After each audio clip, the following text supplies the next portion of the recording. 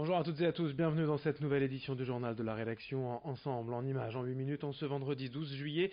On déroule le fil de l'actualité de la région avec d'abord vos prévisions météo. Une journée compliquée qui s'annonce avec pas mal de perturbations prévues dans la région, des nuages, des pluies, voire même des orages.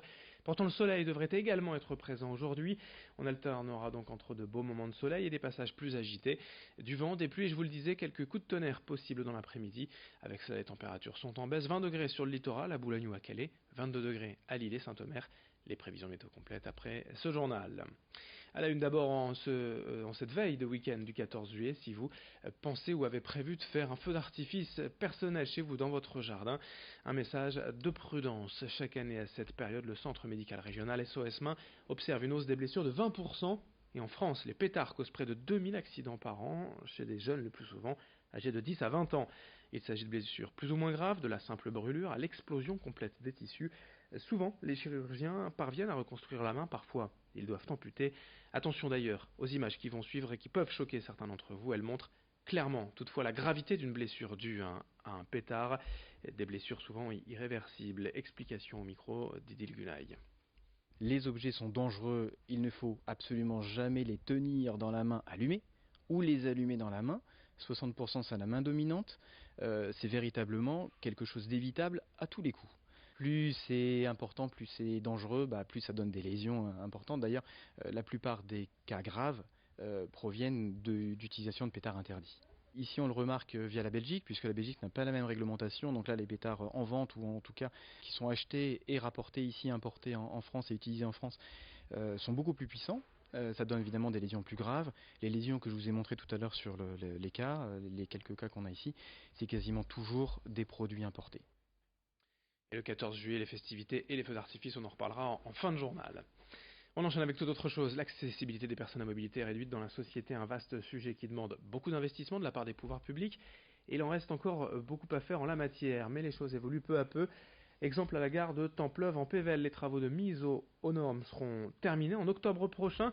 Prévu depuis 2008, ce chantier doit permettre de rendre la gare et l'accès au train plus facile pour les personnes à mobilité réduite, tout en reliant via un souterrain les deux parties du pôle d'activité et d'échange de la commune, jusqu'alors séparées par les voies ferrées.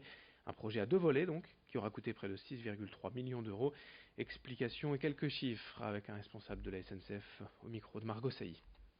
La gare de Templeuve, elle est fréquentée chaque jour par à peu près 70 trains. Il y a 70 trains qui s'arrêtent, des trains qui viennent de Lille ou des trains qui viennent de Valenciennes. Au total, les derniers comptages nous annonçaient à peu près une fréquentation, donc en montée-descente, de 2000 voyageurs par jour. Voilà. Et donc l'opération, pour parler de chiffres, l'opération, elle est aujourd'hui une opération à 6,3 millions d'euros qui couvre l'ensemble du projet de mise en accessibilité et la jonction pour le pôle d'échange multimodal. Les partenaires financiers de l'opération pour boucler le financement sont le Conseil régional, la communauté de communes, les fonds européens et SNCF Réseau avec des fonds qui parviennent de l'État. L'été également dans la région, c'est l'occasion de profiter d'animations estivales sur le littoral Côte d'Opale, notamment au sud-est à Montreuil-sur-Mer. On vous fait découvrir le programme préparé par l'agence Opalenco.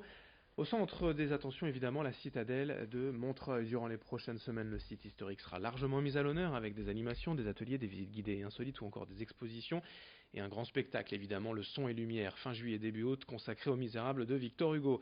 Les plus jeunes seront particulièrement concernés avec des déplacements en groupe, ponctués de visites patrimoniales, d'éducation artistique ou de randonnée. Explication sur place au micro de Morgan Raylan. Alors le patrimoine, c'est l'affaire de tous. Les touristes viennent ici en quête d'authenticité, d'histoire, de vieilles pierres. Et puis les habitants, ça les intéresse aussi. C'est-à-dire c'est leur histoire, leur patrimoine, leur passé, leurs racines. Et nous, on est au service de tout ce monde-là pour vraiment appréhender le plus facilement possible et rendre accessible à tous le patrimoine. On pourra notamment découvrir le patrimoine à travers des grandes balades dans la campagne, à vélo ou à pied, où on pourra même manger des bons produits locaux. Il y a aussi les balades nocturnes pour découvrir Montreuil-sur-Mer la nuit, ainsi que la magnifique citadelle de Montreuil. Il y a également un programme dédié spécialement pour les plus jeunes, avec des ateliers autour des stations balnéaires, au Touquet Paris-Plage ou à Stella, des ateliers autour du Moyen-Âge, des ateliers autour de la poterie, tout l'été sur ce beau territoire.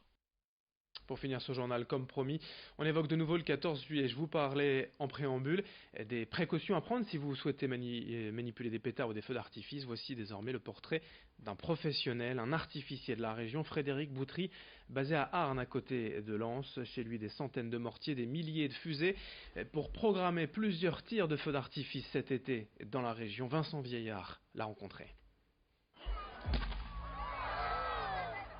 C'est à Arny, près de Lens, que naissent près de 180 feux d'artifice tirés dans le Nord et le Pas-de-Calais chaque année. Fils et petit-fils d'artificier, Frédéric crée lui aussi des spectacles pyrotechniques dans la société Régifette, une profession peu courante. Moi j'ai un DUT technico-commercial. Ensuite de ça, il faut forcément avoir une petite formation sur l'artifice, qui est une formation qui est très simple à obtenir. Il suffit de passer une semaine de stage.